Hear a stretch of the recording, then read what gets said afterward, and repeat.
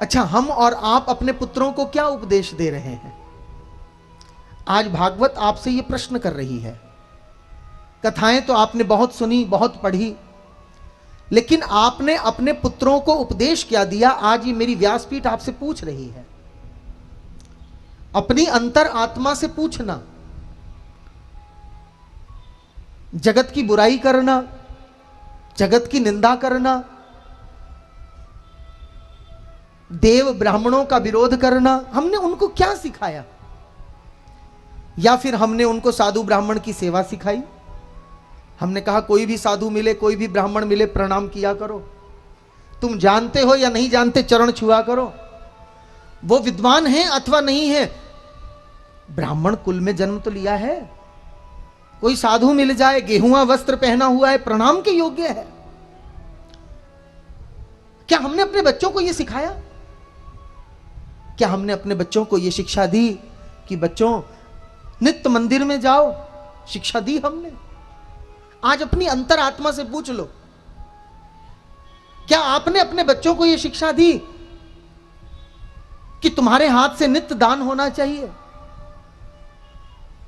क्या तुमने अपने बच्चों को यह शिक्षा दी कि बेटा जीवन में जैसे व्यापार करना जरूरी है, जैसे भोजन करना जरूरी है, ऐसे कथा में जाकर बैठना भी बहुत जरूरी है? क्या यह शिक्षा दी? क्या शिक्षा दी बच्चों को? फिर कहते हैं महाराज जी हमने तो पता नहीं कितनी भागवत सुन ली। तुम्हारी भागवत आज ही पूरी हो जाएगी अगर आज अपनी गलती को सुधार लो। गलती तो हो ही जाती है। आज हमारे समाज में गलती हो रही है कि हम अपने बच्चों को उचित शिक्षा नहीं दे रहे। आज एक संकल्प मन में लें कि हम अपने बालकों को ऐसे शिक्षा देंगे जिससे वो सत्संगी, धार्मिक, संत ब्राह्मण सेवी, साधु महात्माओं के दर्शन करने वाले, मंदिर जाने वाले, दान पुण्य करने वाले, सत्संग सुनने वाले, ऐसी हमारी संतान हो जाएगी। और अगर उदरम भरणम जीवो, अगर केवल पेट भरना सिखाया, चालाकी सिखाई, झूठ बोलना सिखाया, हम ही तो सिखा रहे हैं बच्चों को, और कौन सिखा रहा है बताओ? छोटा बच्चा झूठ बोलना उसको अभ्यास नहीं होता, लेकिन हम ही उससे कहते हैं। द्वार पर कोई आ जाए, बोले बेटा जाके कह दे कि पापा घर पे नहीं है। वो छोटा सा बच्चा भी झूठ बोलना सीख जाता है। वो द्वार पे जाता है, कहते पापा घर पे नहीं है। अब द्वार पर आया व्यक्ति चालाक हो तो वो पूछ ले, बोले किसने कहा तुझसे पापा घर पे नहीं है? तो भोला बच्चा कह देता, बोले पापा ही कह रहे हैं पापा घर पे नहीं है। इतना भोलापन। और ऐसे भोले बच्चों को हमने केवल झूठ बोलना सिखाया।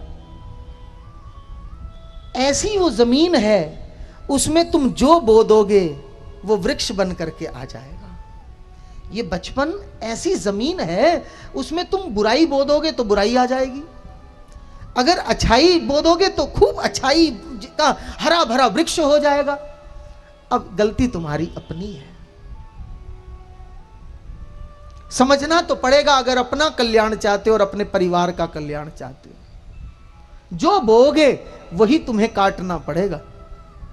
केवल उनको झूठ बोलना सिखाया, उनको तुमने केवल ये सिखाया बेटा कि हमारा लक्ष्य पेट भरना है, तुझे जीवन में व्यापार करना है, खूब पैसा कमाना है, चाहे झूठ बोल करके कर, चाहे छल से कर, लेकिन अपने परिवार का और अपना पेट भरना सीख जा, बस यही हमारा ज्ञान है। तो आपने अपने बच्चे को उपदेश नहीं दिया, अपितु उसके विनाश का उपदेश तुमने उसको दिया है। अब ये आज भागवत तुमसे कह रही है, क्या तुम बच्चों को शिक्षा दे रहे हो? छोटे बच्चों को कहानी भी सुनाते हैं, एक था राजा एक थी रानी, दोनों मर गए, खत्म कहानी। एक घर में मैं गया कहीं, तो मैंने कहा बेटा तू दादा दादी के पास बैठता है? हाँ जी महाराज जी बैठता हूँ। क्या सुनता है बैठ के? बोले कहानी सुनता हूँ। मैंने कहा दादी ने क्या कहानी सुनाई? बोले दादी कहने लग गई राजा तो मर गया लड़ाई में और रानी मर गई कढ़ाई में।